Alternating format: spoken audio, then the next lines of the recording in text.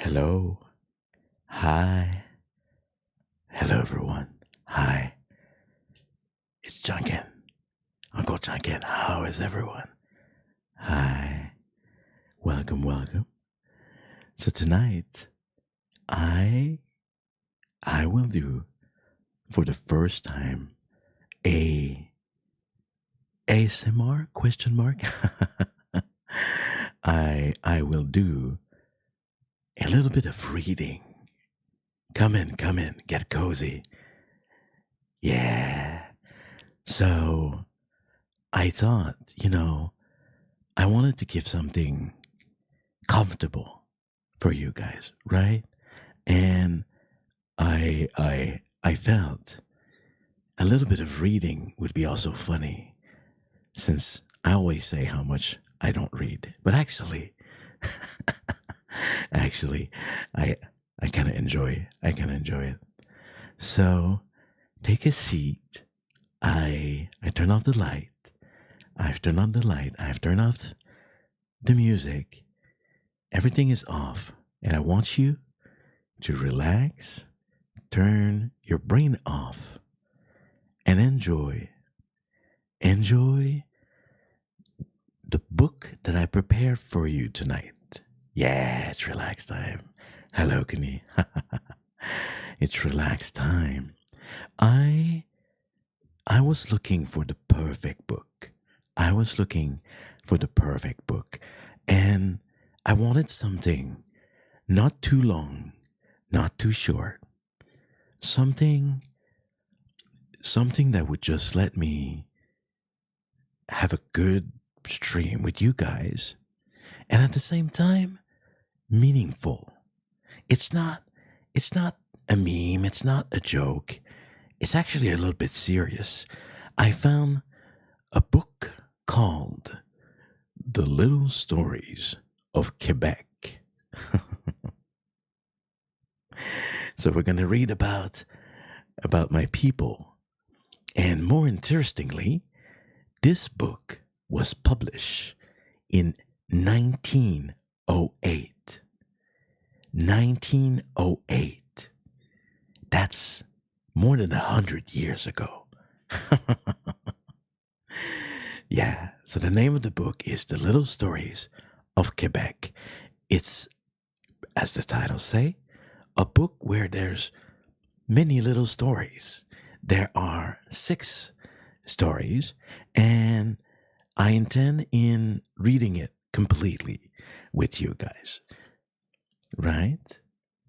I This book has 184 184 pages. So I think if we take our time reading at a nice, slow rhythm for you guys to enjoy, relax, take it in with my voice and a little bit of history. All right, yeah, snooze in, snooze in.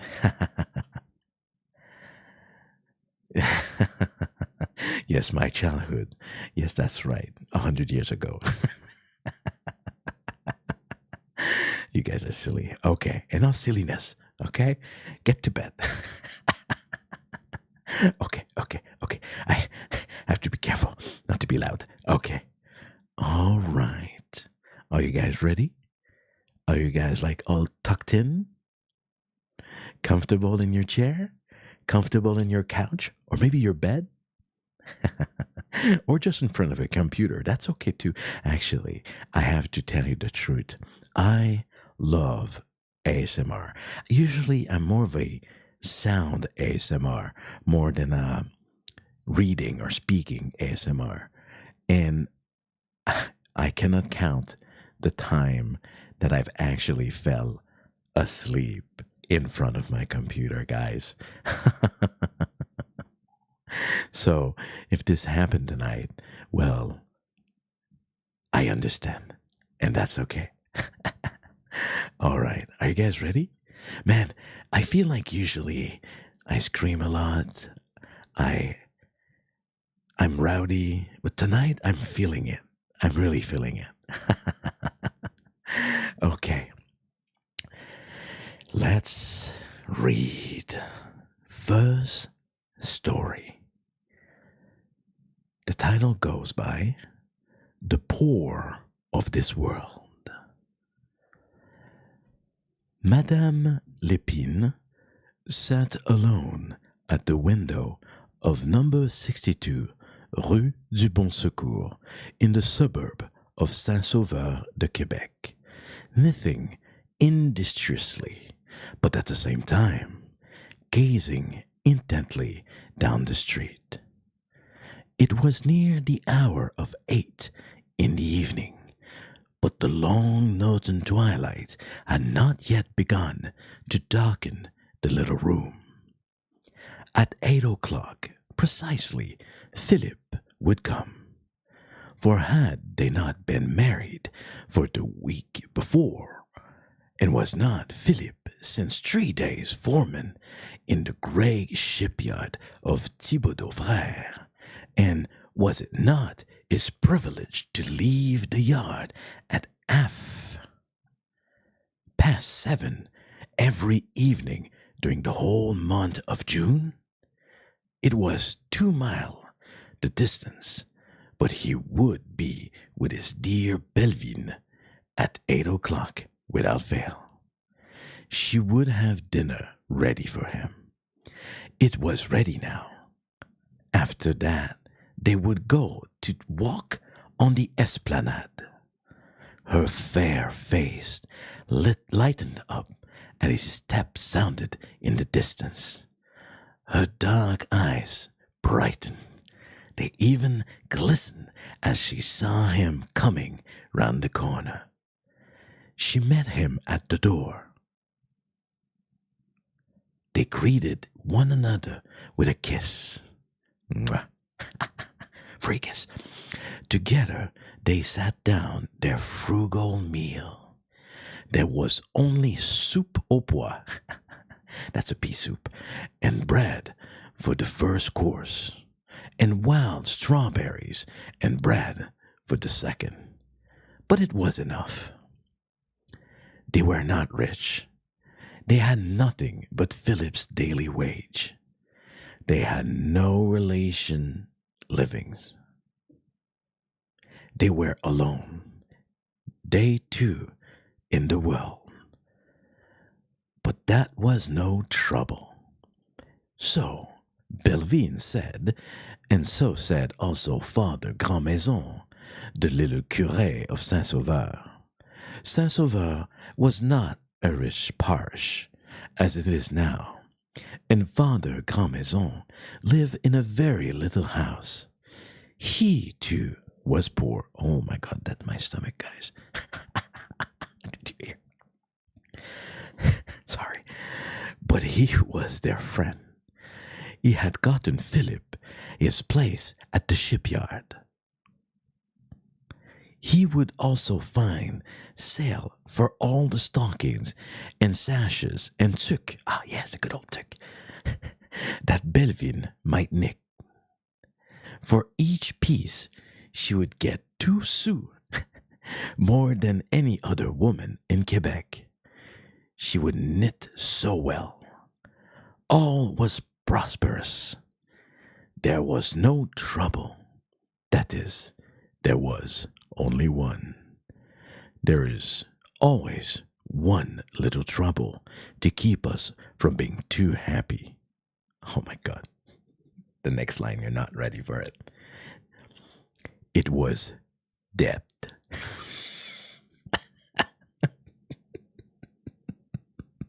That's so real. 100 years ago, and I still feel the same.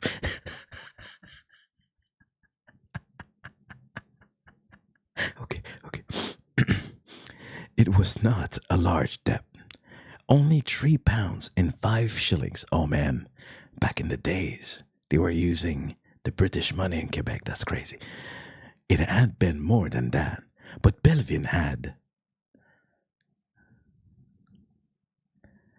paid already £2 and 10 shillings. Her savings for 3 years, while she had been domestic at the house of one of the rich men of Saint-Sauveur. It was for her trousseau, of course. Oh, the French is coming out. That was necessary.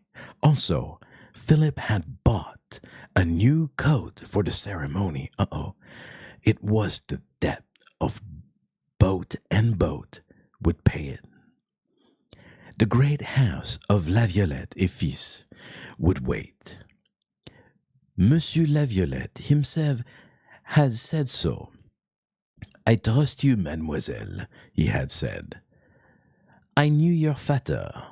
He was a good man. And Philippe too. He has the heart of gold. Ah, those words. How did they not cheer the soul? Yes, they would pay very soon, perhaps in 2 months. At dinner, they talked it all over, but when they went to the esplanade, they forgot all but the happiness of being together. This is sad. The band played so beautifully. The soldiers looked so fine in their red coats and tall beavers. You can wear beavers. The neighbors smiled on them and wished them good luck. What could be better in this world? Ah, the happiness of that hour. Could they ever forget it? They never did forget it. Belvine, said Father Grandmaison, we must be reconciled with the will of God. My child, he is a God of love. The good God brings sorrow, but it is for our good. Thus spoke the little curé with trembling voice, while Belvine knelt at the bedside in grief too deep for tears. Something had happened at the shipyard, some accident. It was hard to tell what, but Philip had been brought home unable to move. Even so, his father and his grandfather had been brought home to die. But Philip was not to die, so said the apothecary. Monsieur Leclerc. He will live, said Monsieur Leclerc, but he will never walk again. It is paralysis, my dear Monsieur le Curé. That is all I can say. There is nothing to do. Ah, the sinking of the heart. When such a sorrow comes, Philip would not die, but would he ever speak to her again? Would his eye ever shine again with the light of love? She could not think. The shadow of a great darkness had come upon the little home. Number 62, Rue du Bon Secours, would never be the same again. Day after day, she watched by the bedside of the man she loved. Day after day came the good curé with words of comfort. Philippe would not die, no indeed. She could see him improve from day to day. Back to his great brown eyes came the love light she had so longed to see. For many days he could only look his love and gratitude, for he could not speak. Then after many days he began to speak. Philippe then could tell Belvine that he had been thinking all these long days. There was joys in number 62 Rue du Bon Secours. The good God had not forgotten them. From the face of the dear Christ above the fireplace, a smile of benediction seemed to come. By and by, Philip could crawl about the house, just a little, that was all. There was never any more improvement. There never would be any, said Monsieur Leclerc. So they gave up that hope. but there was love in their lives, and they were happy. It is true, Philip could not work, and poverty was to be their lot for many years. It is also true that they did not need much. There was no rent. Monsieur Thibaudot had seen to that. Then Belvine was always knitting, and there was always a good price for those thick, warm stockings and sashes and tuque, especially the tuque. The good curé had seen to that, so they were happy, more happy than they had thought possible. Thus, the year passed away. Many years, for such lives, the present is more than the past, and the future is nothing. Three memories only remain ever with them. There was the memory of the day when they stood before the altar and Father Grandmaison pronounced the words that made them man and wife before the world and before God. Then there was the dreadful memory of that day of sadness, when to Belvine it seems as thought the light of life had gone out forever. And last, and everyday present, was the memory of that debt. Every year was begun in the expectation that the end of 12 months would see all paid. Too real. Every day commence with the hope of an extra sou toward the final liquidation. But it was not possible.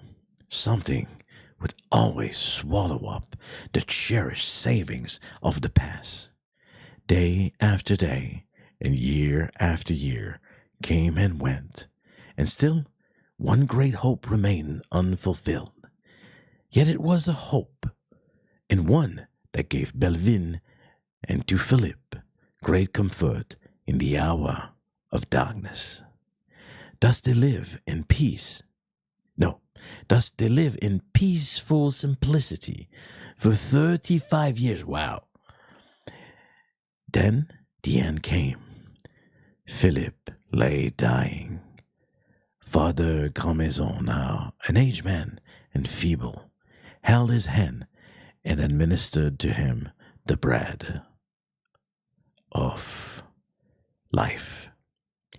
Belvine, grayed hair now, but beautiful still, even with the calm beauty of a long and peaceful life, knelt at the bedside, stricken. Oh, she was with grief. Sad at heart she was, but amid the sorrow there was hope. The separation would not be long. She would see Philip again when all was over. My son, said the priest, think of the good God. Father, said Philip, if that debt were only paid.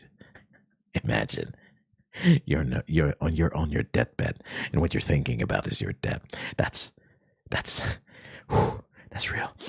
Belvine rose from her knees and left the room.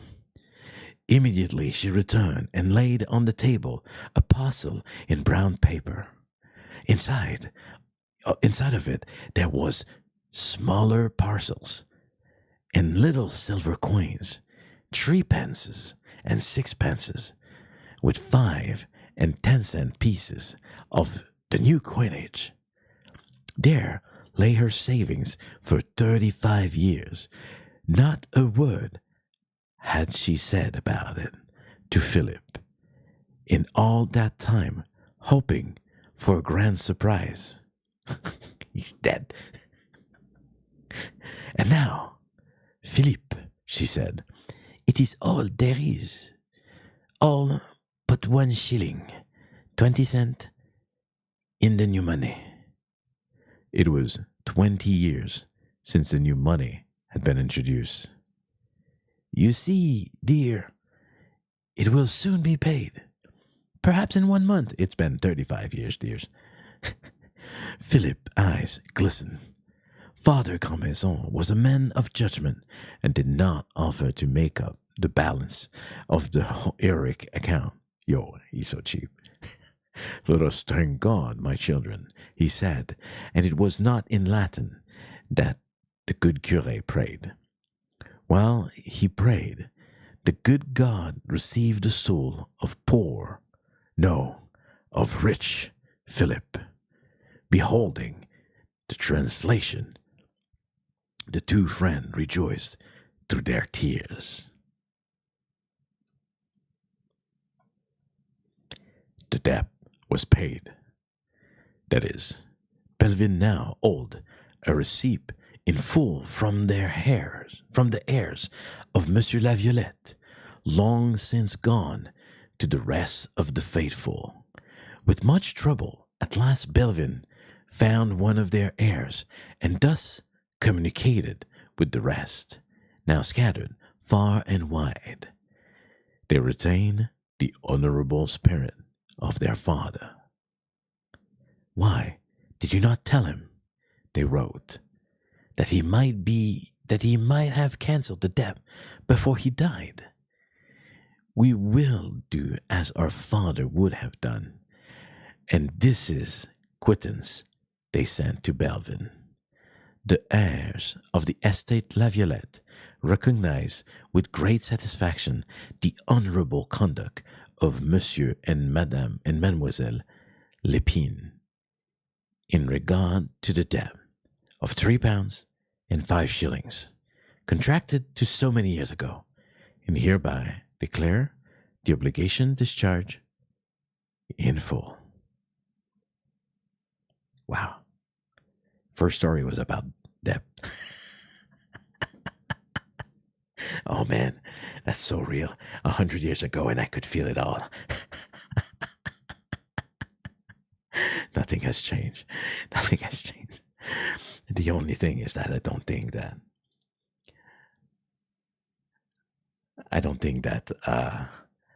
I could ever gotten my debt forgiven. Maybe if I plead to my bank.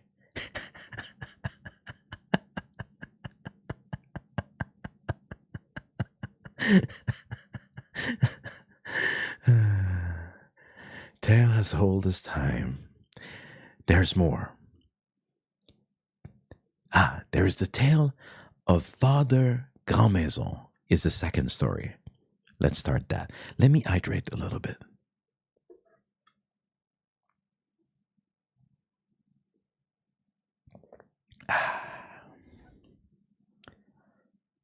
Okay.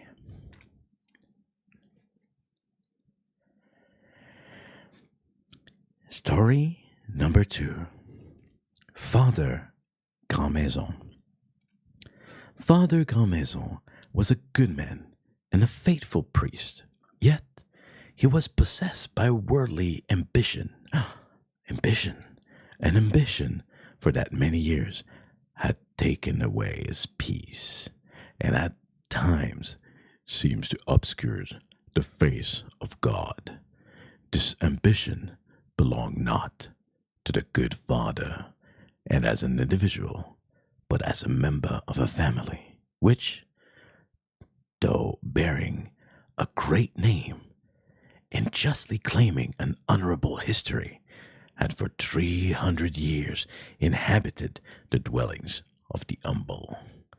It had not always been thus, for tradition had it that in former times, in far-away Brittany, the family of Grandmaison had derived their names from a manor house of noble proportions, where for untold centuries had dwelt in feudal splendor the distinguished ancestors of the obscure curé of Saint-Sauveur de Quebec. Throughout 10 generations, from father to son, the memory of departed grandeur was handed down in the hope of an expectation of better things. Long they waited, but in vain, and the consuming pride and ambition of successive generation of Grandmaison habitants all found hard to bear the incongruity of their condition. The thoughtless oh my God, what's that word? Witticism. What is that? Witticism. I have to share it on chat. I've never seen this before. Witticism of their neighbors, the pain of hope deferred, and the consciousness of destiny unfulfilled. Pierre Grandmaison was born in a log cabin, and when he became curé of the parish Saint-Sauveur, the presbytery, his residence, was a little stone house of 2 rooms, adjoined to the little church. But he was a young man and courageous, and without regard to past failure or present disappointment, or even in the day of small things to be continued. He continued to cherish the hope of one time dwelling in a house becoming his name and the tradition of his ancestor. Oh no, le curé has ambition. When this hope should be fulfilled, then would harmony be restored between name and fact, between tradition and destiny. Then would that which was fitting be accomplished. The great name would be joined to the great house. All that parish would approve. All the Grandmaison of the province, and there were many, would point with pride to their true and only representative, and even the departed ancestors would look down from heaven with satisfaction upon the desirable consummation. Wow. Thus though Father Grandmaison, in his moment of worldly pride and selfish ambition, in his secret heart, the curé felt that he thought was sin, and that be who had devoted himself to the service of Christ and his church had no right to cherish and to desire of his heart any worldly ambition, any earthly hope. Therefore, the good priest, in his moment of faith and consecration, fiercely repudiated the ambition of his lower self, violently dismissed the heartly desire from the threshold of thought, earnestly fixed his attention upon the cross of Christ. And yet, even in the hour of purest devotion, the curé knew in his inmost soul that if the master should come to him and ask in wistful tones, "Pierre Grandmaison, lovest thou me?" he would be obliged to confess with tears that his most ardent hope concerned not the coming of the kingdom of his Lord, but the erection of a visible monument to a weak and foolish earthly pride. But Father Grandmaison was a man of character, and however much he might desire the unattainable, but did not allow in vain wish to interfere with the work of life, because of the restless ambition which possessed his soul, he threw himself with more energy into the manifold duties of his parish. Never was more faithful priest, never did servant of God more truly represent the master he professed to serve, because he knew that his was at best a half-hearted service. For his very reason, he determined that in so far as externals are concerned, there should be no failure in fulfilling the last letter of the law. Therefore, he went in and out among his people as one who was their friend, bearing their sorrows and their sins, weeping with those who wept, rejoicing with those to whom God had given joy, represent at baptism, marriage, burials, administering all the offices of the church as one who must give account. The people whom he served judged him according to his work, and there was not a priest in the whole diocese more beloved, nor one with greater reputation for his holiness of life and singleness of purpose. By no act of word did he betray to any man, save to his confessor the secret wish of his heart. That wish, like a smoldering fire, glowed ever in his breast, inextinguishable, but never blazing forth to the light of day. On the one hand, a motive and source of holy life and activity, on the other, a spirit of inward condemnation. When Father Grandmaison first came to the parish of Saint-Sauveur, the parish was poor and there was little prospect of improvement in materials things. But the curé had come prepared to wait. He waited, and the years passed away, one after the other, very swiftly. His dark hair turned to silver gray, then to silver white. Child, he had baptized, had children and grandchildren of their own, but the parish church and the presbytery remained unchanged. So also the river and the mountains. Then came a change, and because of various circumstances, the parish received a sudden influx of population. Prosperity began. Soon the little church was too small for the congregation, and it was necessary to build another.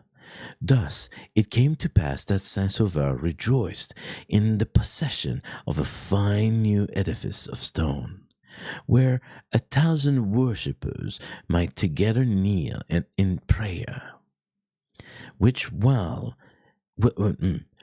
from the lofty steeple peal forth in insolemn tones the largest bell in the whole diocese.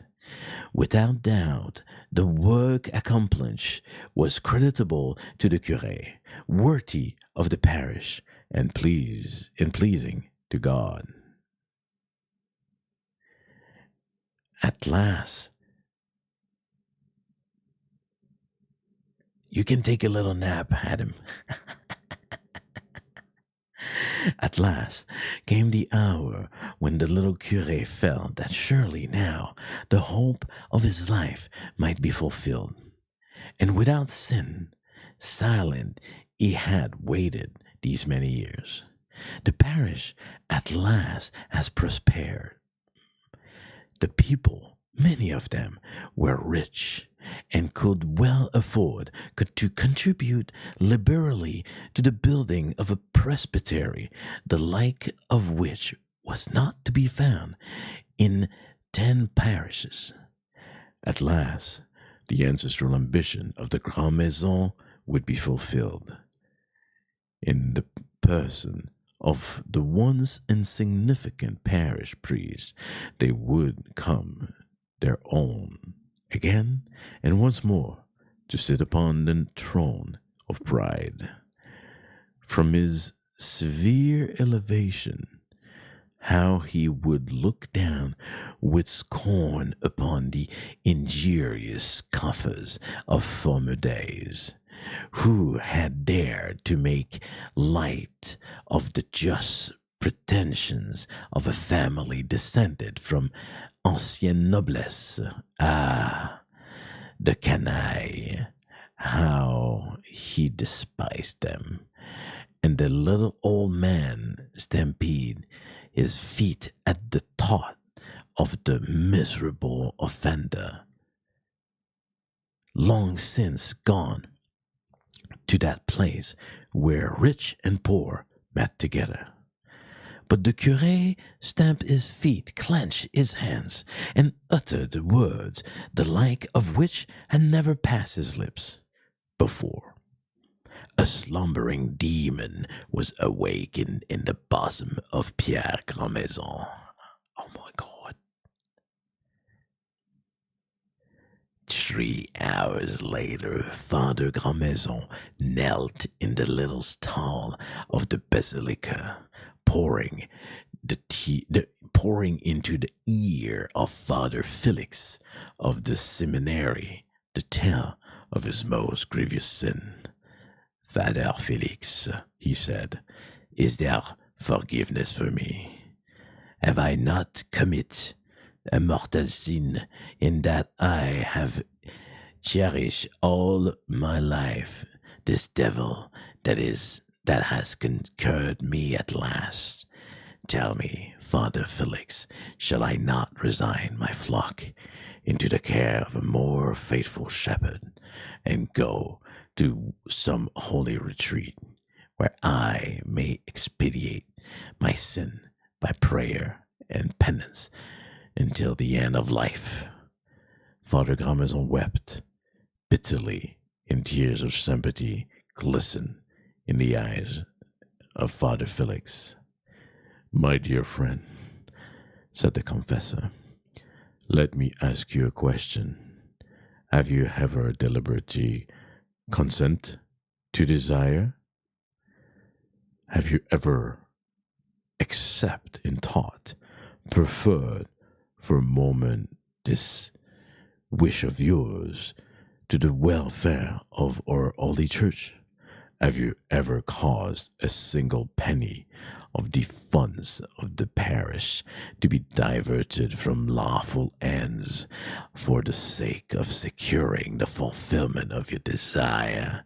Have you ever publicly or privately spoken of this ambition of your life? Father Grandmaison was obliged to say somewhat reluctantly that he had never done any of those things. Then, Father Felix, I declare to you that your thoughts had been no sin. This is how, like, they confirm to themselves that they're okay. Since it has not partaken in the least degree of the nature of intention, you have never intended to sacrifice the welfare of the church to your carnal desire, and therefore, I repeat, you have done no wrong. As for the nervous outbreak of which you tell me, my dear brother, I prescribe as penance a month's sojourn at our beautiful retreat, Chateau Bellevue, where amid the pines you shall rest and pray and breathe the pure air and look upon God's green hills, and may God give you peace as he this hour forgives your sin.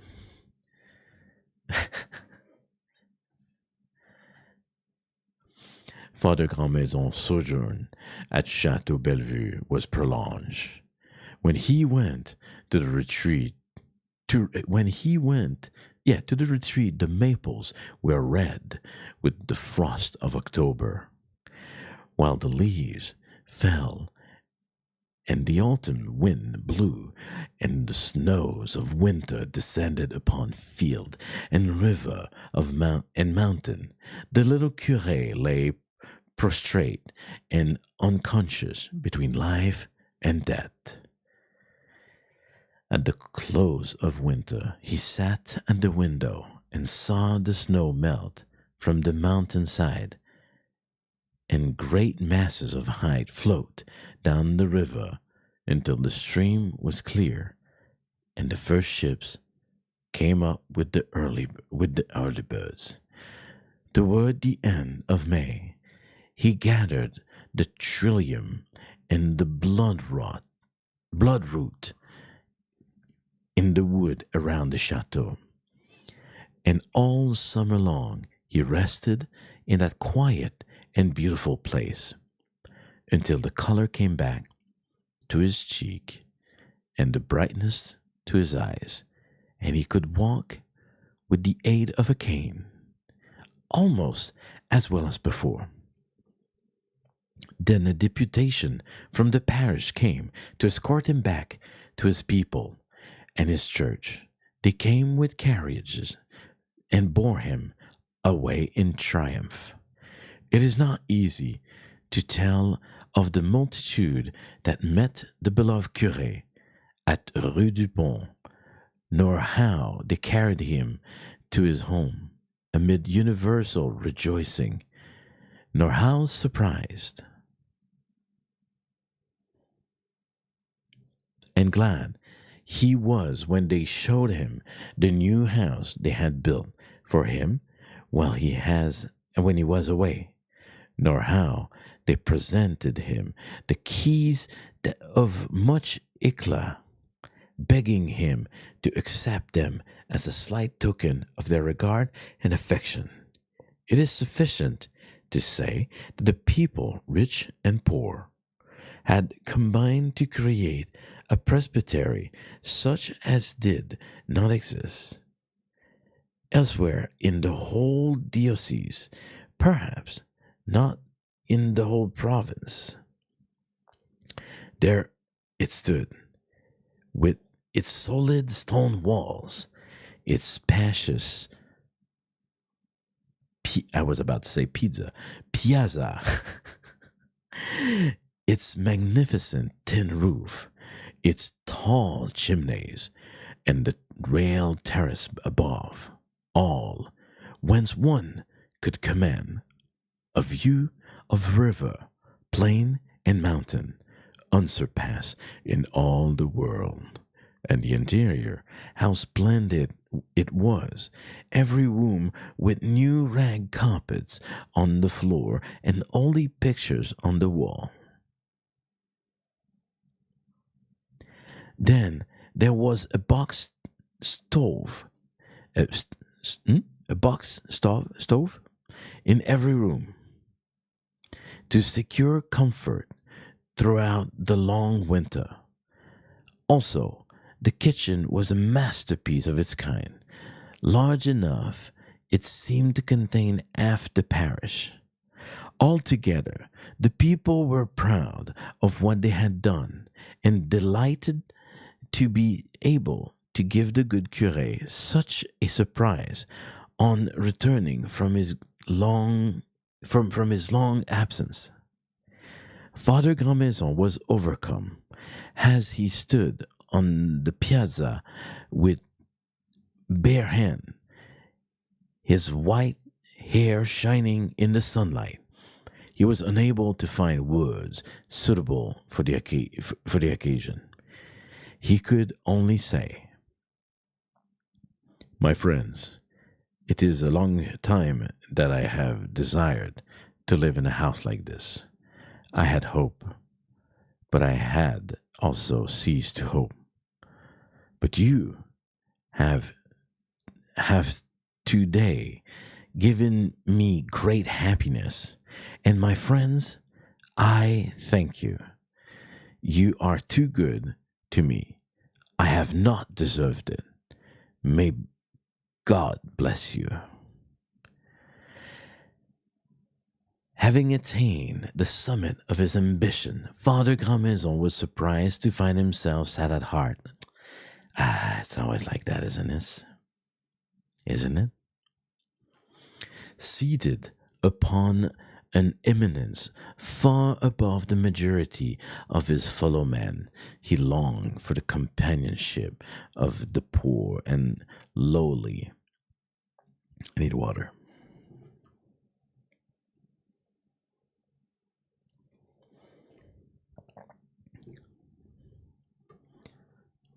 Where was I?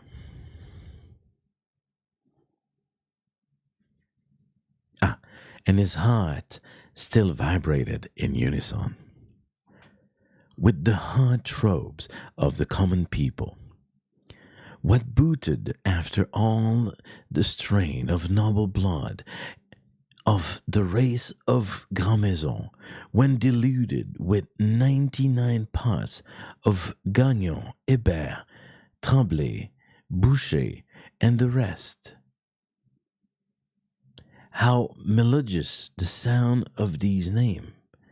How the rich habitant blood coursed through his vein as he thought of the log cabins of his ancestors, their homely fare, their songs and jest around the evening fire, the warm clasp of the hand, the teardrop of the eye. This is pretty intense. And this grand new house, with its massive walls, its shining roof, its broad space, its strange furniture, what comfort did it bring? To the heart? How could things like these fill up the emptiness of the soul? When he said to himself, "This is happiness," a voice within him seemed to reply, "Thou fool."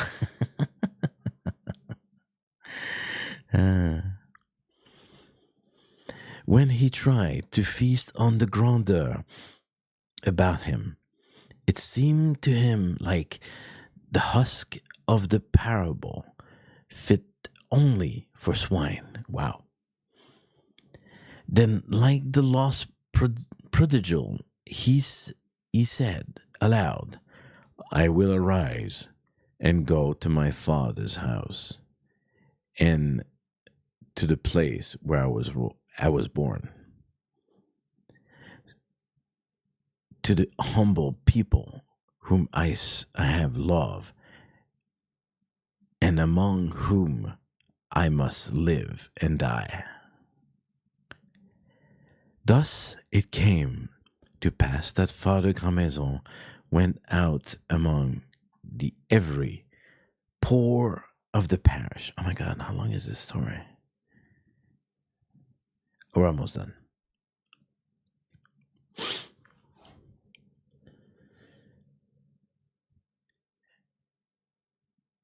And brought to his great house all the poor orphans who had no friends, until the place was filled with the voice of happy children. Soon there was not enough a room left for the good father himself. Then he went back to the little dwelling where he had spent the best years of his life. The best years, did I say?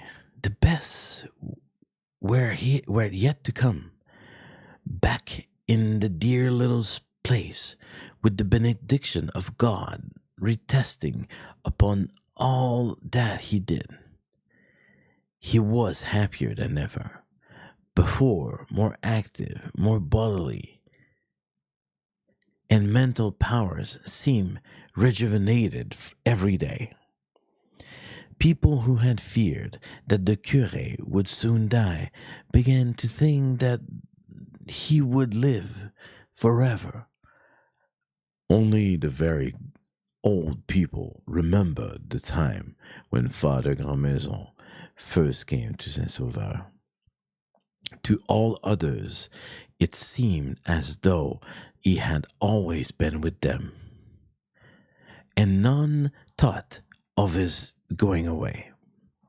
For he was to them like the ever flowing Saint Lawrence or the everlasting Laurentian mountain. Thus passed his days like the steady flowing of a strong, peaceful river without any fear of the end or any thought of work to be done and service to be rendered. One summer evening, as the sun was sinking behind the mountains, Father Grandmaison sat in the little garden, reading his favorite chapter from the Holy Evangel. But his eyes wandered from the sacred page,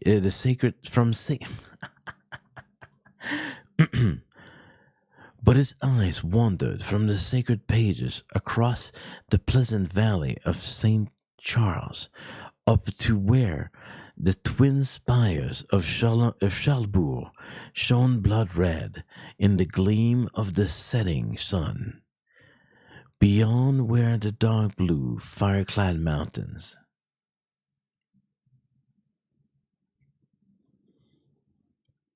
and above them a mass of silver-gray clouds edged with ruddy gold.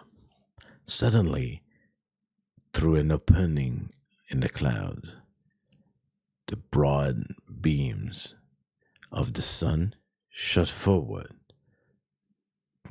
painting the whole sky in crimson and gold, and to the beholder it seemed as though a flaming archangel stood waiting for him at the open gate of the celestial city. The light of that glory shone in the face of the old curé and gilded his silver hair. Looking once more on the page of the book, he read aloud the word of comfort for years graven on his heart. In domo me patris mansione multae sunt. I'm looking up again.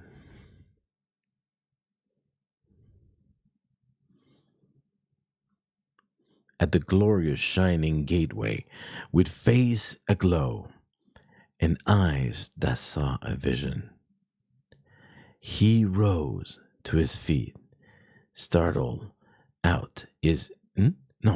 out his hand, and said in a strong and joyous voice, "May God is it for me."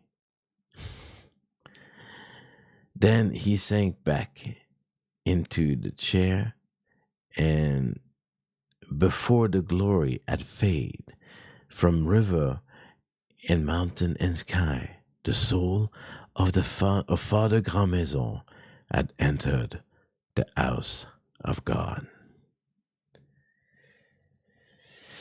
Wow. I don't know if it's a positive or a negative story. I feel like as a curé, he shouldn't have that much ambition. Also, I've realized something. The more I read, the more I am focused. The less I am focused on my reading.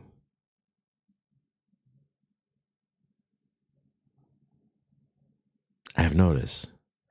So I'm going to take a little break and talk to you guys. How is it?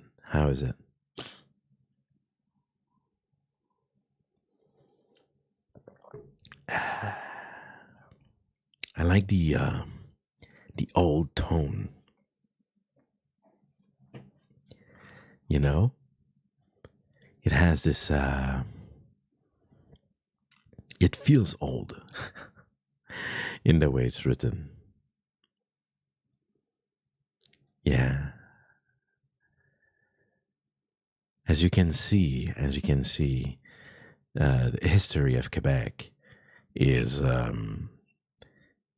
heavily influenced by religion. Yes, I think. Let's check. The next story has.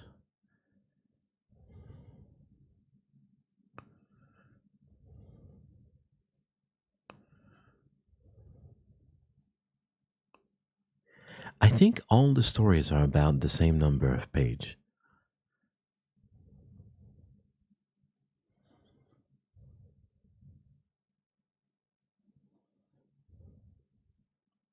The next story is has 16 pages. Yes. We'll see how it goes. I gotta tell you guys. I'm also putting myself to sleep. I'm not used to do that. Imagine my own voice is putting me to sleep. I'm gonna try to read the whole book, man. There are six. There are six stories. We read two. Mm, I wanted this to maybe last like max 2 hours, but we'll see. If I continue falling asleep, maybe I won't be able to. Ah, the next one is a story that is set in Laval, the home of XQC.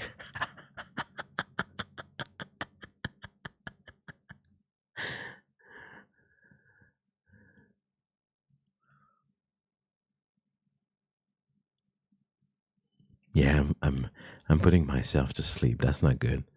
So we're taking a little break so I can replenish a little bit.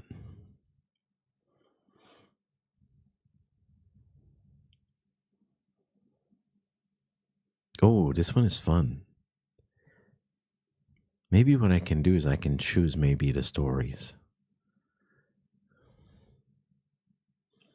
Oh no, don't worry about my voice. It's really more me putting myself to sleep as I read.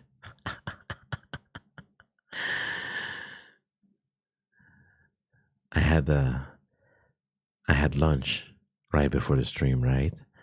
And putting myself to sleep is very easy because I have food coma very easily.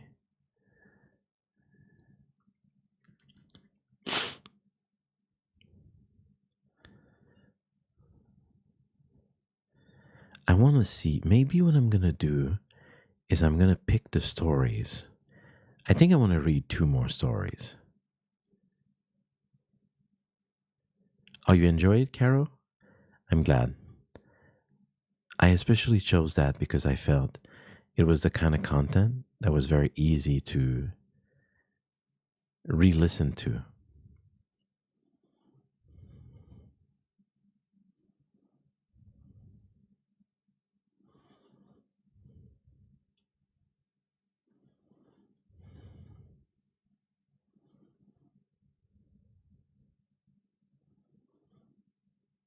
All right, I'm checking the next story. I would like something a little bit less religious.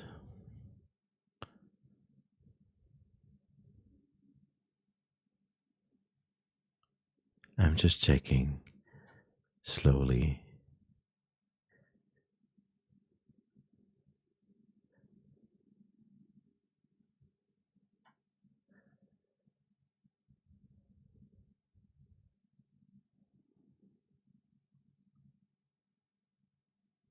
Hmm.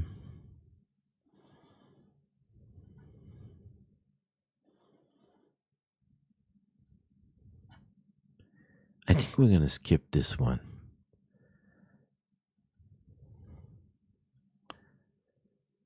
Yeah, we're gonna skip this one.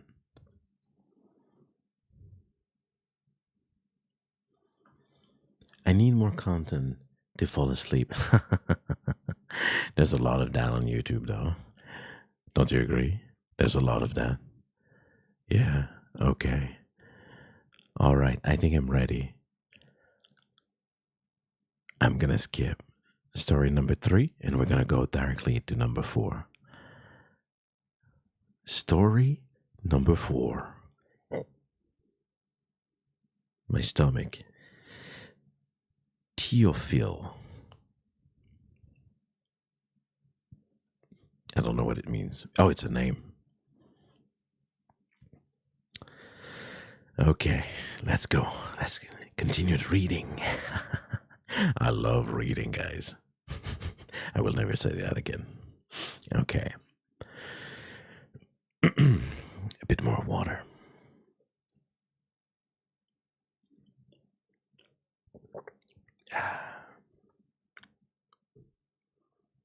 Okay.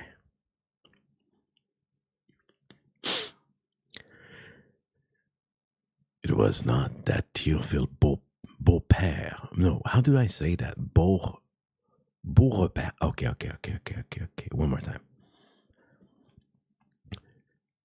It was not enough that Théophile Beaurepaire was rich, nor that he was tall and strong, nor, at times, a wicked gleam lit up his black eyes, so that the young man called him deuce of a fellow, and the young woman smiled and blushed at the mention of his name. It was for none of these reasons that the good people of L'Ange Gardien, the ancients, and the sober middle-aged people look askance of Théophile, crossed themselves and whispered, infidel, atheist, sacrilegious one, as he passed. It was because of the good people of L'Ange Gardien. Dwelling in peace, as their fathers had done 150 years beneath the shadow of mountains which they never wished to climb, beside the flow of a mighty stream on whose waters they never cared to sail, desired to continue in the ancient ways, and bitterly resisted the effort of one who strove to waken them from their long repose.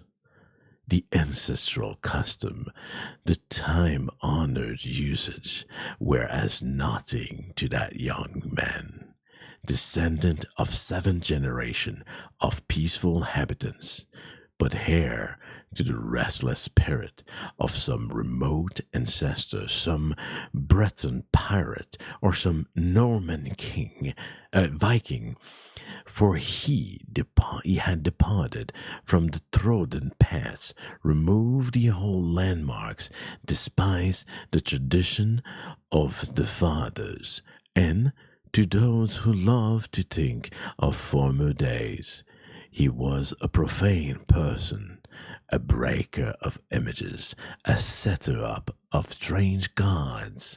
Let us some of the changes Théophile sought to bring into the parish of L'Ange Gardien. The ancient haycart, dear to the memory of young and old, with its stout wheels, its strong shafts, its rack and roller, he had set aside in favor of a 4-wheel monster that 2 horses could hardly draw. Finding the Canadian horses, finest in the world, unequal to the task, he replaced them with a pair of Clydesdales, I have no idea, with feet like an elephant's and stomach insatiable.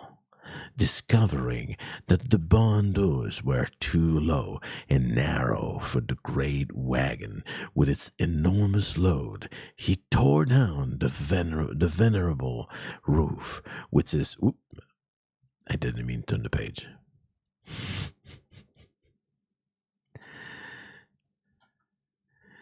Where was I? Were too low and narrow for the great wagon with its enormous load. He tore down the venerable roof with its graceful curving eaves, raising in its place a huge and hideous structure of the maçon type. French it might be, but Canadian never. But the guardian angel himself must have shed tears as he beheld the constellation of 5 beautiful farms, each 2 arpents wide and 2 miles long, extending from the river to the forest slope of the northern mountains.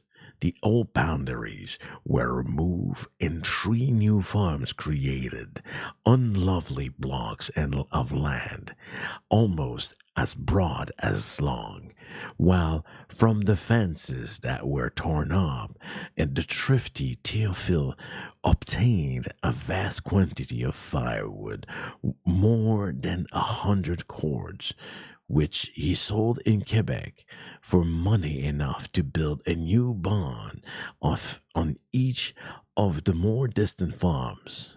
These farms, too, he managed to sell at a price sufficient to pay the cost of all 3, and this to stranger from a distant parish who thought they might be the good Catholics, had little in common with the long-established family of L'Ange Gardien. And what of the 5 little farmhouses close to the main road where 5 prosperous habitant families for many years had lived? Alas, these good families were gone, and in their place, for 3 months of the year, were rich people from Quebec. Aliens who came to spend the summer in the country parish, while during the long winter the little homes were desolate, forsaken, half buried in drift of snow. Nor was this all. It was said that Théophile had friends among Protestants at Quebec. And it was whispered that his new stone house, with its spacious piazza, its flower garden, and its gravel walks bordered with large white pebbles, was being prepared to receive the red-haired daughter of a Scotch farmer of Saint Foy. Ah, what treachery! Was it not an unpardonable affront to all of the marriageable girl of the parish? True, they had never thought of being married to Théophile, and their parents would never permit it, but the offense existed just the same. And think of the little Philomène Duhamel, from whom Théophile had, until recently, shown a decided preference. Indeed, he had often been seen at her home, and every Sunday after Mass would walk beside her as far as the father's doors. But the old man, because of Théophile's evil ways, had forbidden her ever to speak to him again. Philomène had wept, and Théophile had looked sad for many days. But now there was the heretic at Quebec. Théophile was cheerful, and Philomène proud. They did not meet while the stone house was finished, and Théophile went often to Quebec.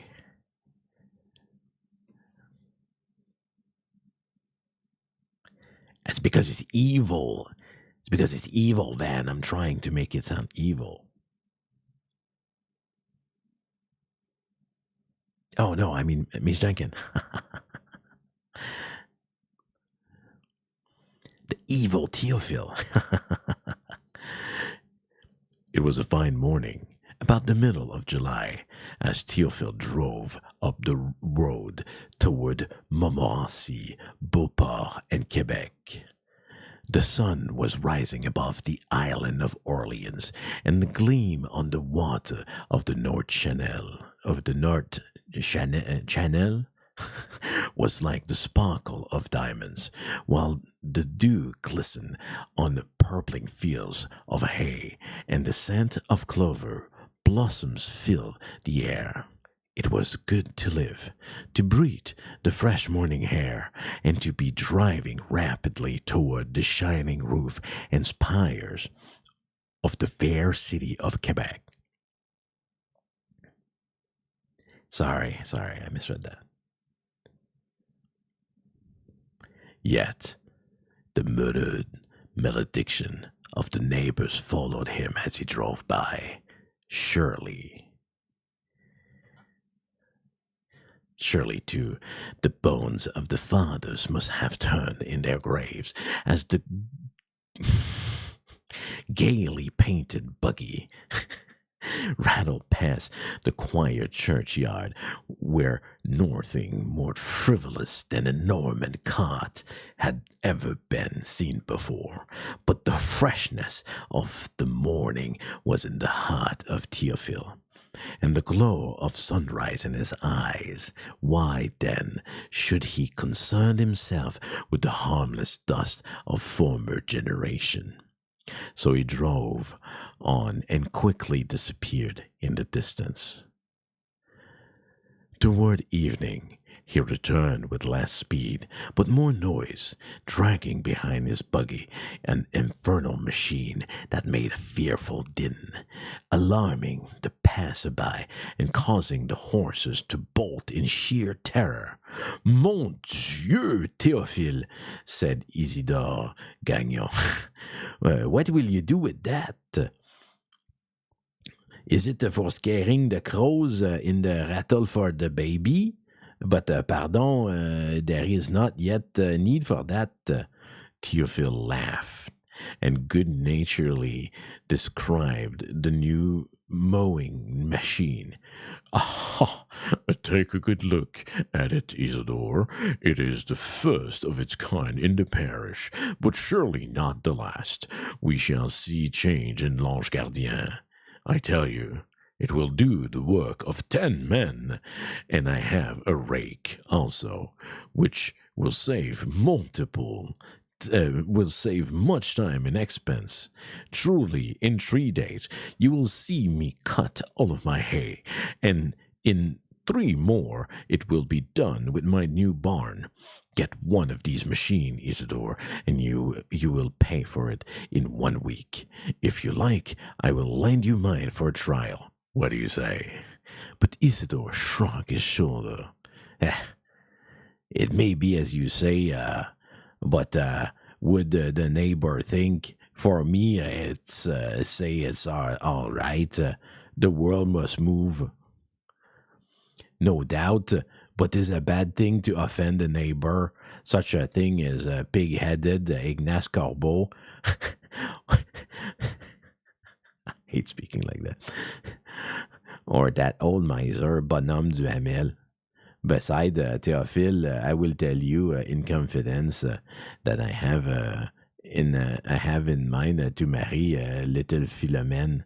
It will be necessary to please the old man for a time at least. With that, Isidore went away to tell the neighbors that it was high time to put a stop to some things, and there would soon be a veritable revolution in the peaceful parish of L'Ange Gardien. There was much indignation and excitement in the parish, but nothing would have been done had it not been for the arrival of the haymakers on the very next day. They came with scythe, grindstone, and frying pans from the lower parishes, from Saint-Cite-des-Caps. Yes, I said it, Saint-Cite. Saint-Cite-des-Caps, Les Éboulements, Baie-Saint-Paul, and places still more remote, where the office was several weeks later at L'Ange Gardien.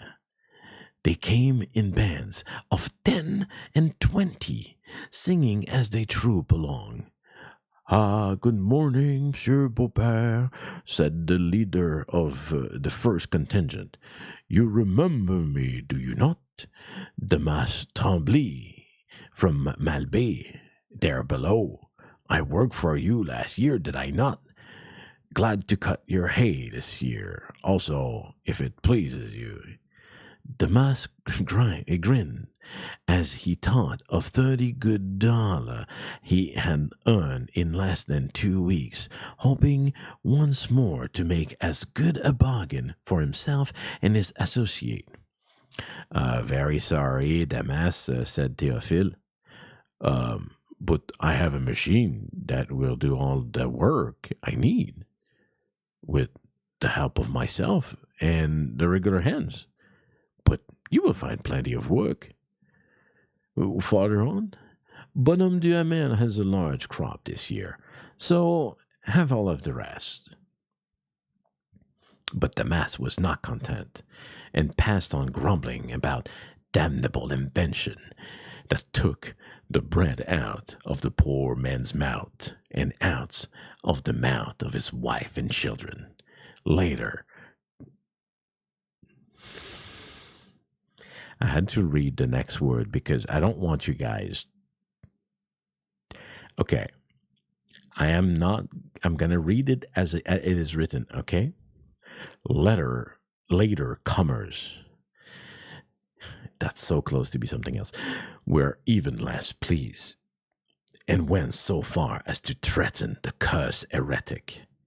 But the Canadian inhabitant, though sufficiently courageous, is just and peace-loving, preferring methods of consolidation to the fury and violence of open war. Therefore, it was not a mob breeding vengeance that came after sunset to the house of Théophile Beaupère, but a simple deputation of 3 persons consisting of the respected curé, Monsieur Perrault, the influential habitant, Bonhomme Duhamel, and the leader of the haymaker, Damas Tremblay. My son, said the curé, we are here to ask you, on behalf of your friends and neighbors, to refrain from using the new machine which you have brought to the parish L'Ange Gardien. Believe me, it is not so much the machine itself that I fear as the spirit of change that animates you and bids you depart from the ancient ways. It is with profound sorrow that I have seen you abandon little by little the hallowed usage of many generations until you are ready. It would seem to trample upon everything that your father have held dear.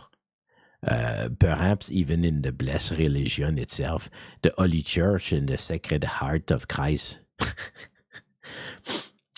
Return, my son, to the beaten path, trod by the feet of many generations. Unite with us and let us make this quiet country parish a sacred retreat, far from the trouble of the evil world, protected by a holy angel, calm under the shadow of Mount St. Anne, pure beside the clear-flowing St. Lawrence River. I swear. What is crazy here is in the story, they're literally going against this man just because he has an invention, and they're using religion as a reason that it's not okay to use his invention, which is Father Perrault, said the younger man. I cannot share your fear, and your thoughts of a happy country parish does not appeal to me. Satan would have come even to a garden of Eden, But truly, I am not an atheist, nor even a Protestant. I believe and I hope in God, and that is why I do not fear the new gift that come from Him. Our fathers surely must have desired a change, or they would never have come to L'Ange Gardien. You talk nonsense, Théophile, broke in Bonhomme Duhamel. Our ancestor, it is true, came to L'Ange Gardien, but they brought with the custom old at the hills. It is for us to preserve them while we live. Oh, how I remember the good old times. The thought of them brings tears to my eyes. They were cherished in the ancient solid virtue, a reverence for the church, a respect for the priest, obedience in the Seigneur, love for the neighbor, no discontent, no unrest, all calm, peaceful, like the river at high tide. Théophile, we want no changes in L'Ange Gardien, as, as our father have done, so we'll do. And our children forever. Beside my friend, with these new inventions, you are bringing ruin upon yourself, and these poor laborers have come so far expecting work. It's kind of crazy, guys.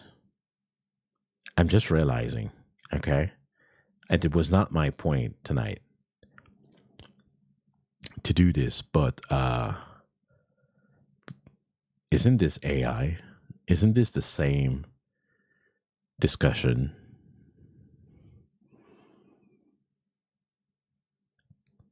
You know? Replacing like labor with machines. It's crazy. It never changes. It truly never changes. This is more than just ASMR. I'm actually making some I'm building some thoughts here.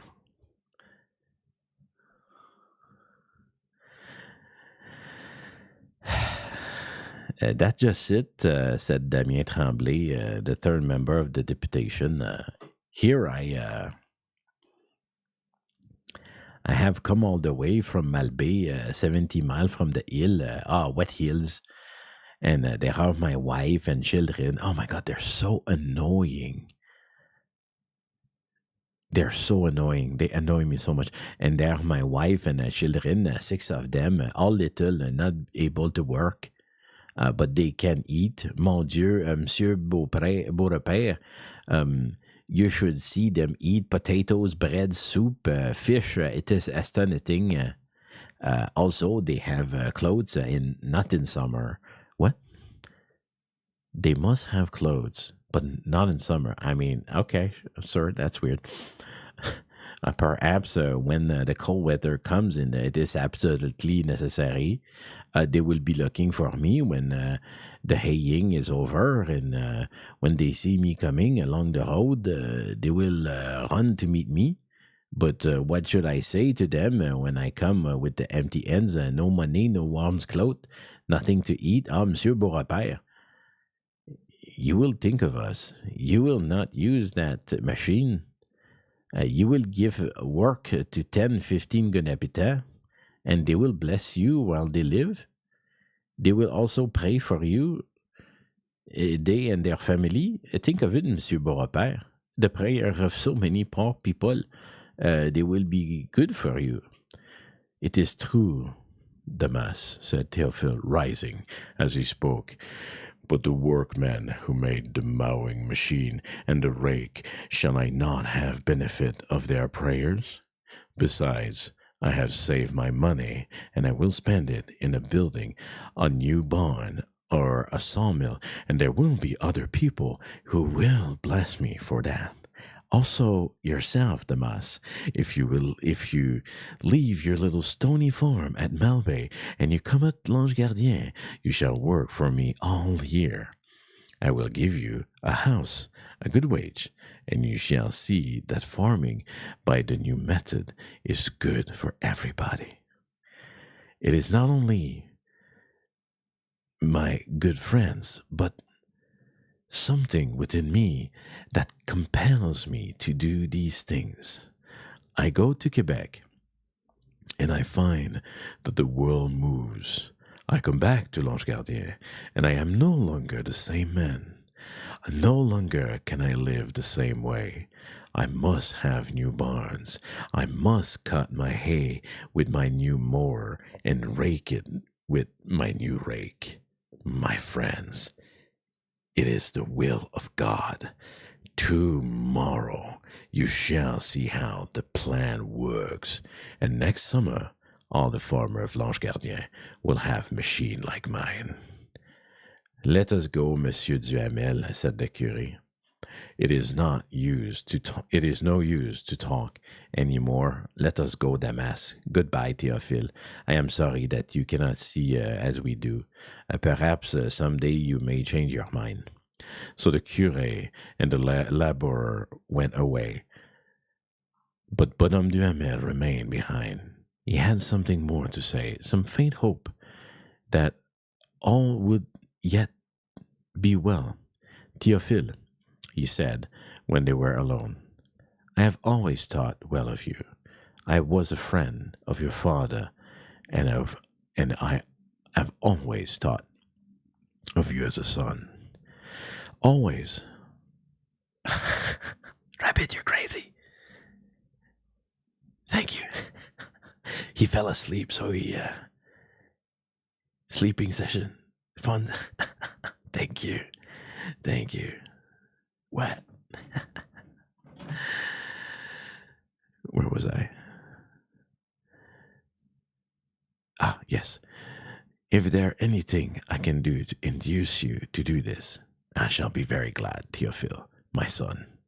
I have had ambition for you, my daughter too, and I am sure she does not dislike you. Who can tell you that we might arrange? You have spoken of it before, but I will not listen. Now, for the good of the parish, for my own sake, I ask you to consider. We shall yet be happy, and I shall live in peace in my old age. Monsieur Duhamel, said Théophile. Very serious. It is true that I have wished to marry Philomene, and it is still the desire of my heart.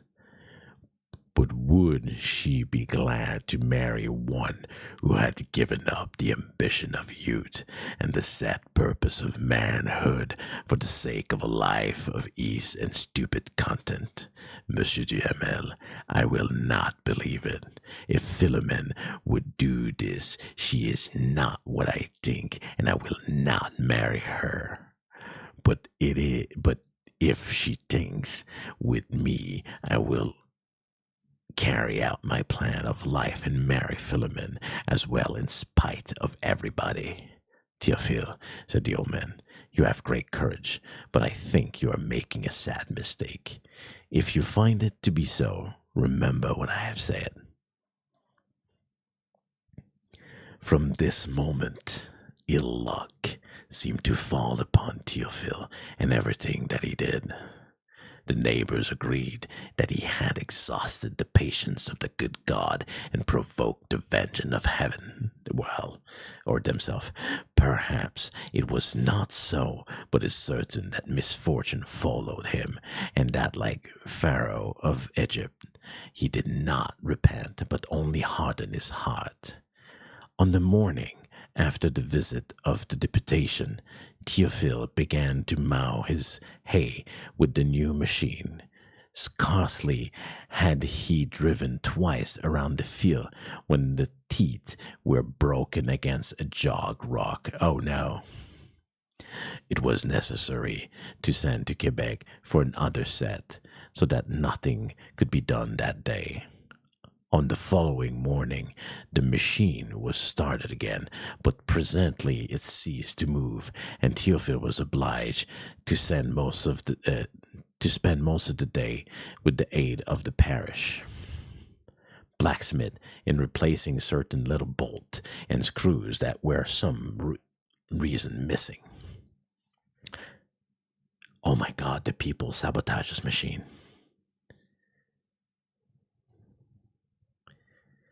About sunset, all was in order, and Théophile had the pleasure of cutting an arpent or two before dark, promising himself many hours of work on the following day. That night, in the midst of a terrific thunderstorm, a bolt from heaven fell upon the new barn, which in a moment, with all its content, including the mower and the horse rake, was a mass of flames.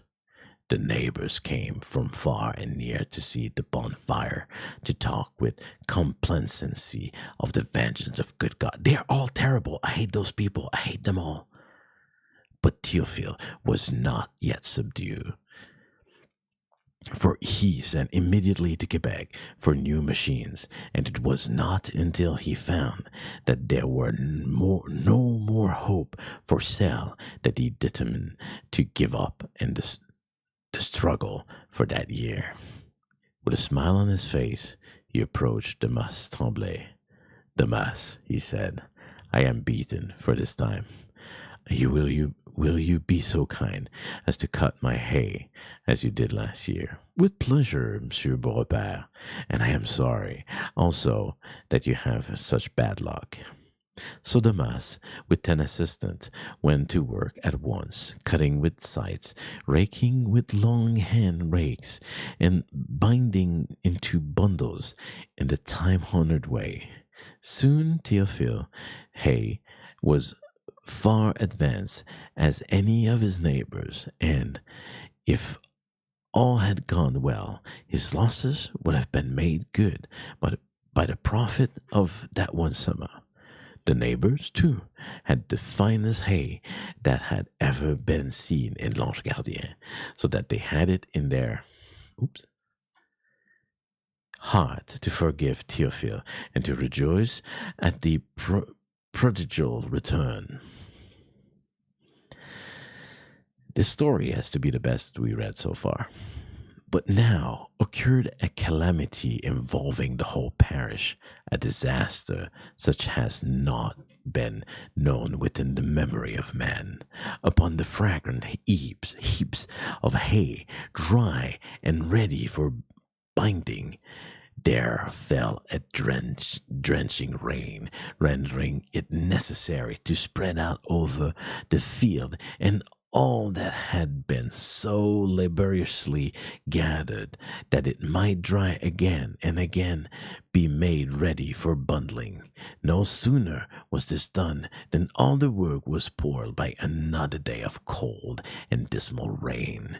It is hard to believe, but nevertheless true, that in the spite of the prayer of Father Perrault, the same evil succession continued for more than 6 weeks, until summer was gone and the good hay was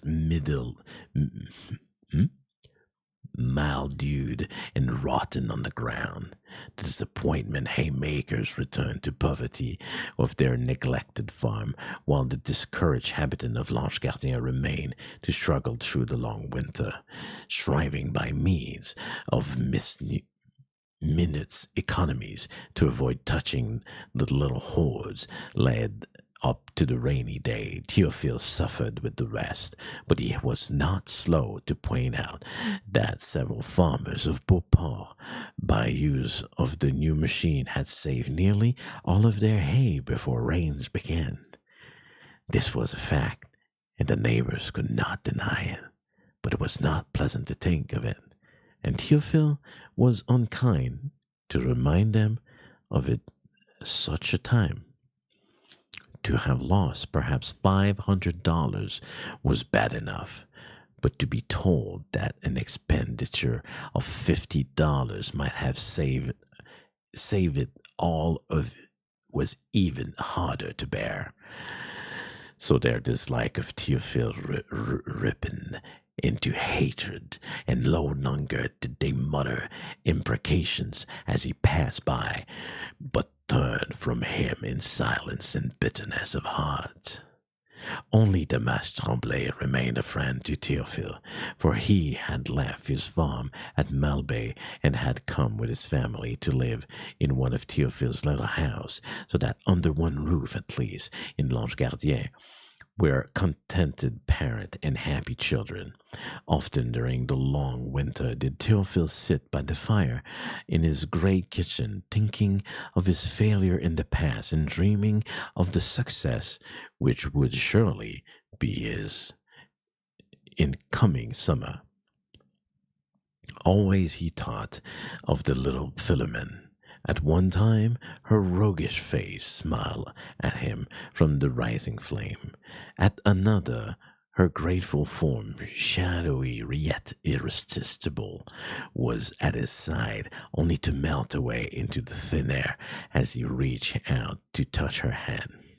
It was a consolation to think that a real bright-eyed Philomene was not so far away, and that perhaps before another winter she would be with him, his dear companion and friend for all time to come. But never did Théophile visit the home of Philomene, and not once did she give him the slightest encouragement. Even they met on public road she would have passed without a sign of recognition, but that Théophile always said, "Good day, Philomene," in a loud and cheerful voice, so that Philomene could not avoid returning the greeting as politely as possible, with the feeling that a young man of such agreeable manners could not be very wicked after all. On a certain bright winter, it seemed impossible to pass in the unfriendly ways. The sky was blue and deep. Yes, the sky was blue, and deep blue were the shadows of the maples on the white snow, while from the heart of every snow crystal there shone a beam of sunlight and reflected love. The beaten road cracked underfoot, and the frosty air caused the blood to tingle, and the cheeks to glow, and the eyes to shine with the joy of living. "What a fine day, Philomene," said the young man as they met at the corner of the road.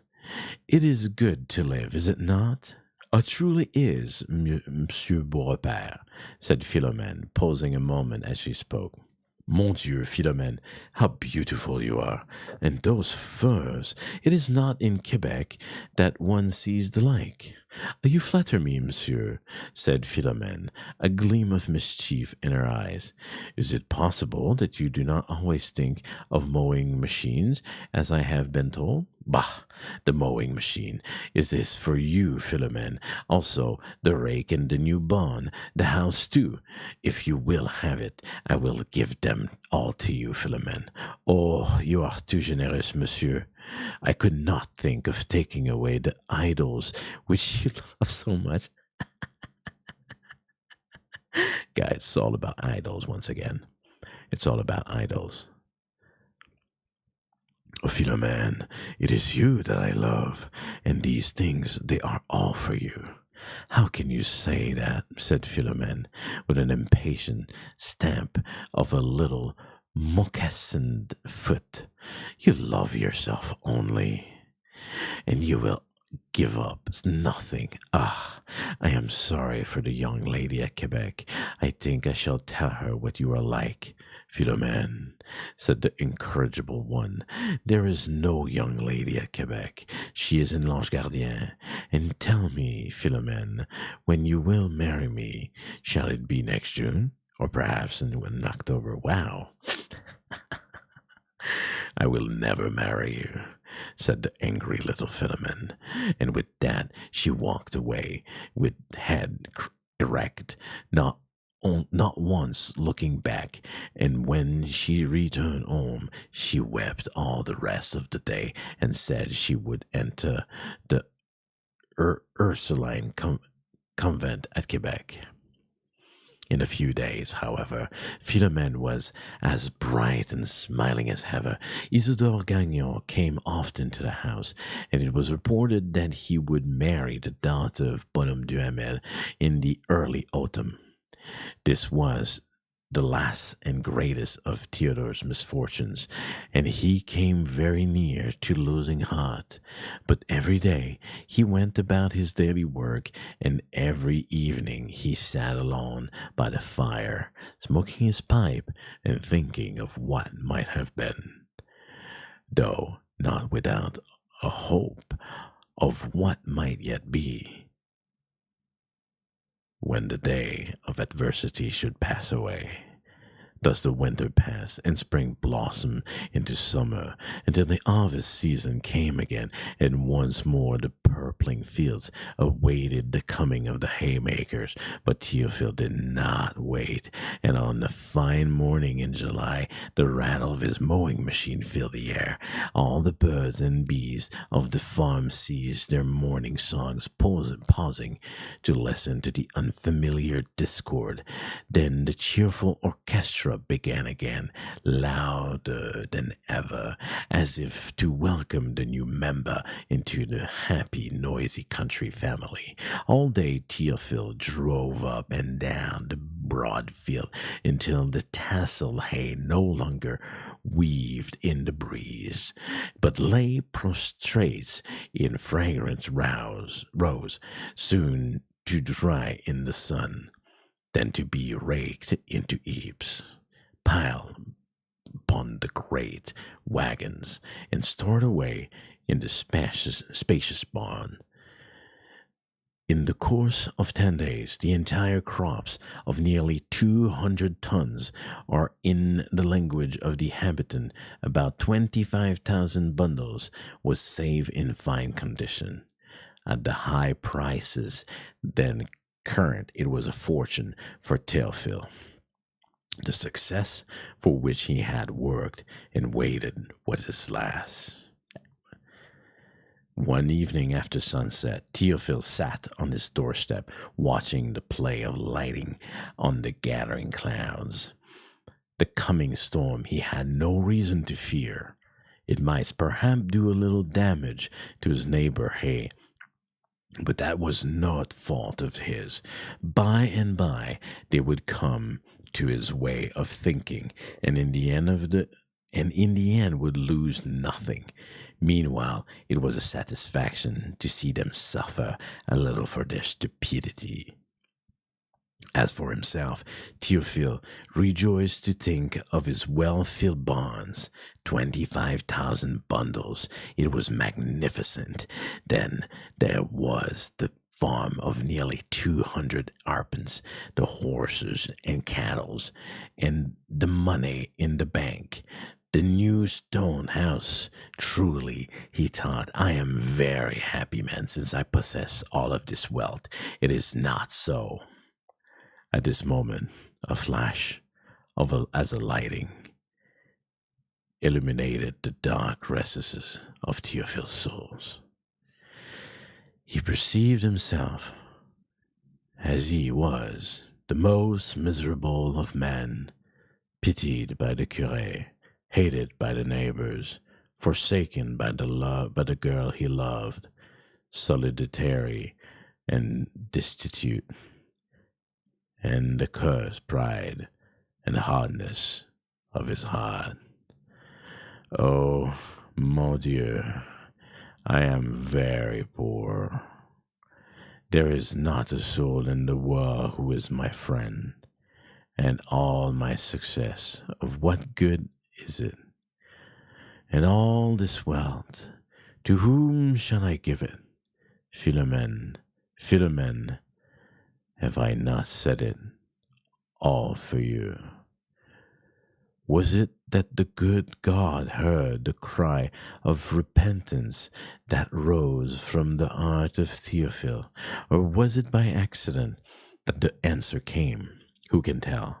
But it is certain that the gentle hands pressed the latch of the garden gate, and soft footsteps advanced along the gravel walk, until Théophile knew that his good angel stood by his side in the hour of darkness. In a low voice he said, "Is it you, Philomene? Is it really you?"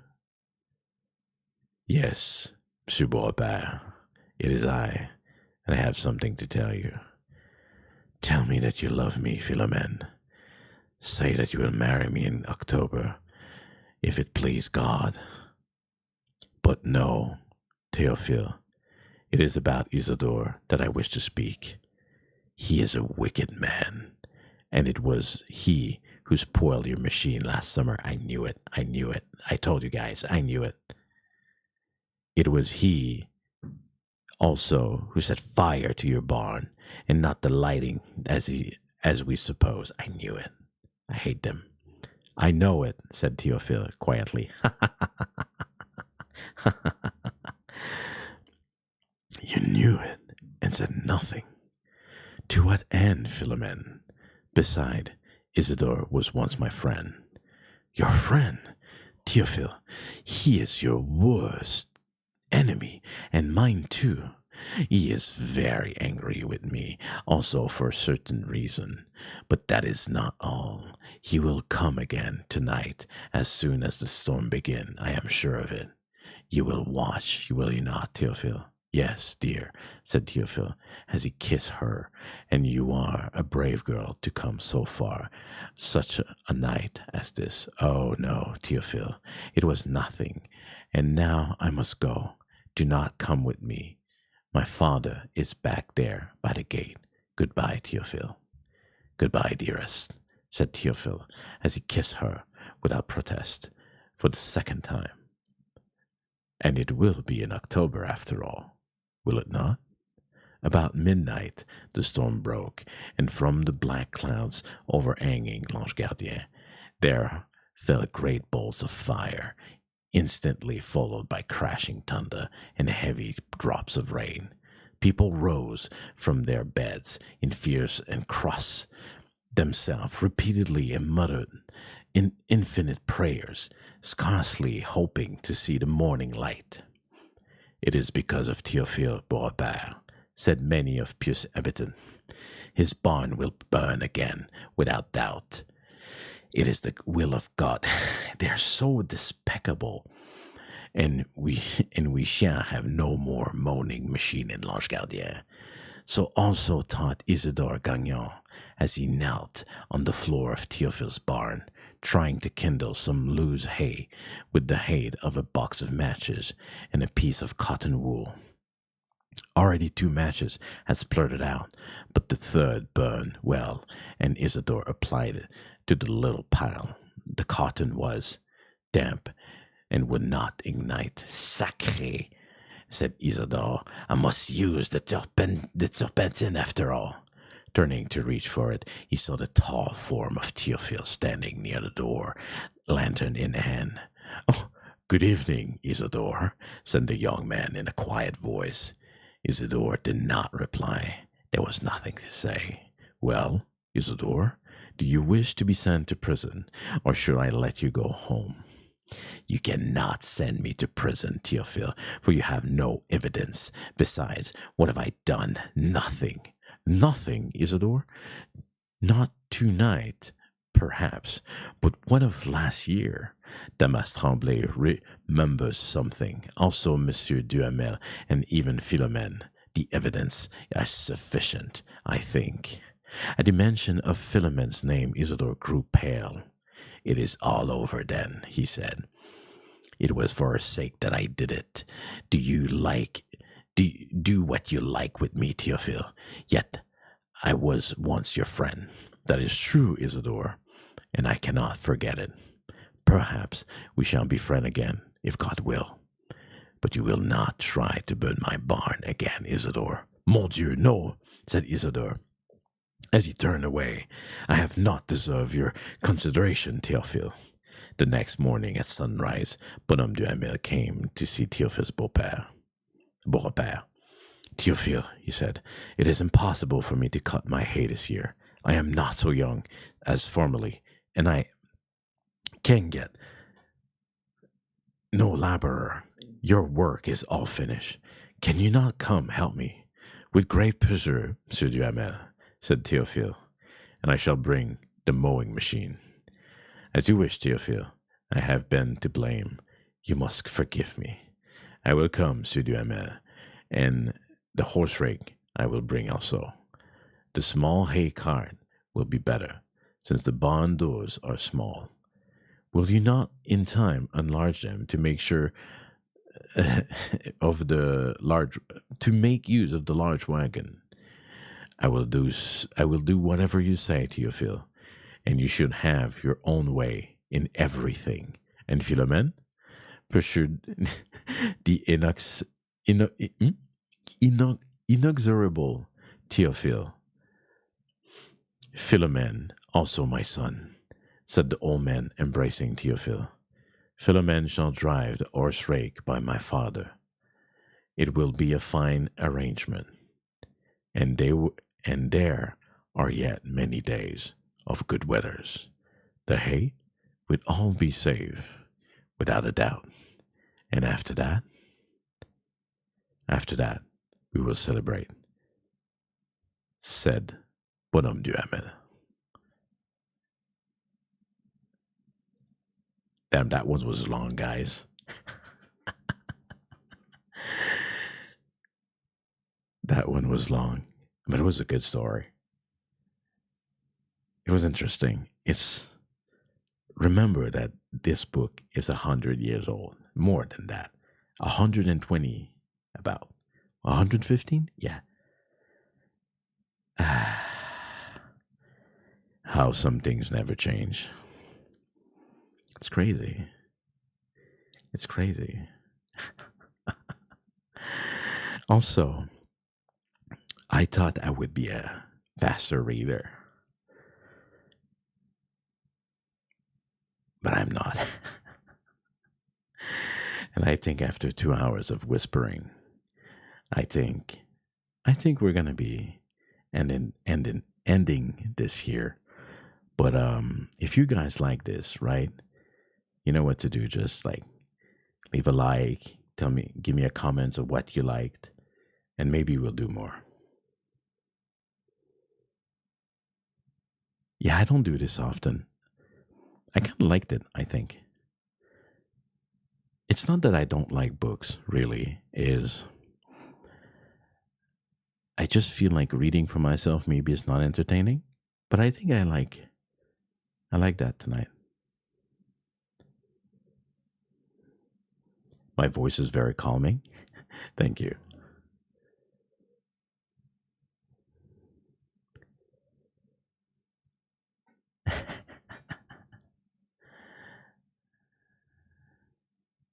No, I'm okay. I'm okay.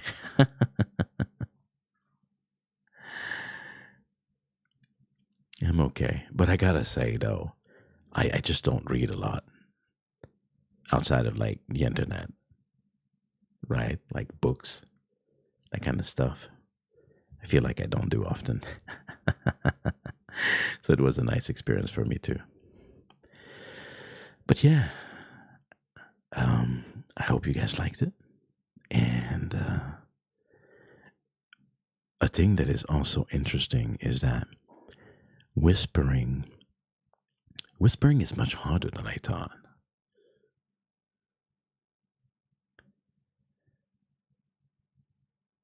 Yeah, maybe I'll do a part two.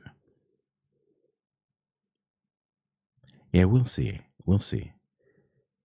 We'll see. The idea, right, was I wanted to make something that is also very rewatchable. So, yeah. I hope you guys or others will be able to enjoy it. I'm gonna listen to myself too. Maybe I'll put myself to sleep. And yes, I was a teacher, but doesn't mean that teachers read book in 2024. Trust me.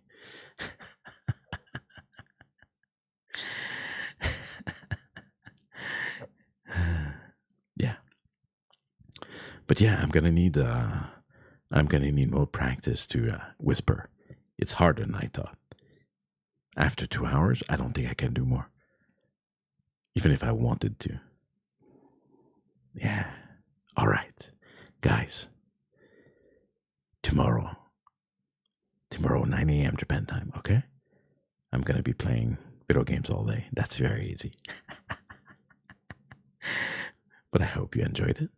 And yeah, if you liked it, like really make sure to let me know. It's gonna help me to know if I should do more. Oh, well, I know that Rabbit liked it. All right, all right. I'm leaving you for you tonight. If that didn't put you to sleep, maybe it's too early, or maybe you wanted to know the stories. Well, I'm gonna wish you a good luck. I'm not gonna do my whole like be great. I could do. Wait, no, I could do it in a whispered version. Oh yeah, that's good. That's good. I'm gonna do. I'm gonna do a whispered version. Be great. Be someone who take the time to relax.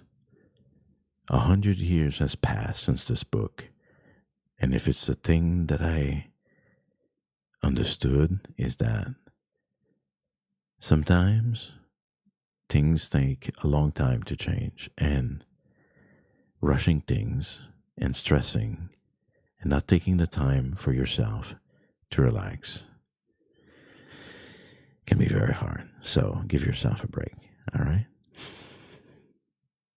And have a good day. Hey, Quads, what's up? We're finishing.